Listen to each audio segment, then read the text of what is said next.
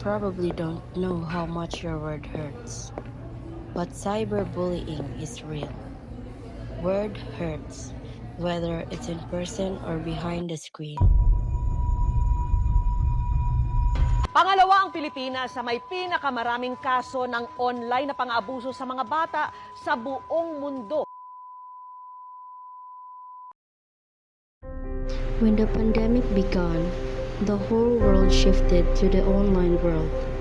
The internet became the comfort zone, and the social media became the new normal. People worldwide can now freely communicate and interact with each other. But is it always for the good, or social media became the haven for cyberbullying? A generation ago, bullying was an exclusively in-person activity.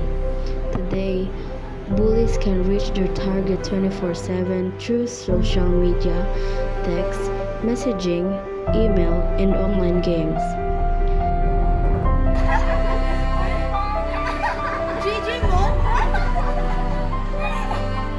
About 38% of people experience cyberbullying on social media platforms.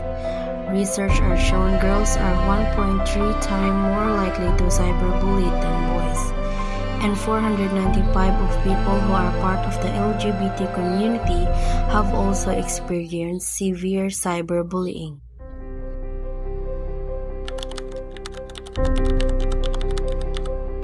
Yes.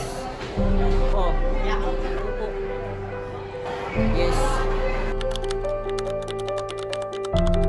I'm afraid to socialize with others. I feel anxious and depressed. Ayaw nila makipaglaro sa akin. Ako na mga kaibigan.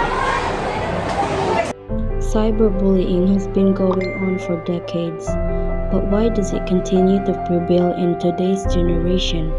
Is it because it is inevitable, or no one had tried enough to put an end to it? Always remember, you don't have to face this alone. Speak up, support others, and take courage, because no matter what you're going through, always know that you are not alone.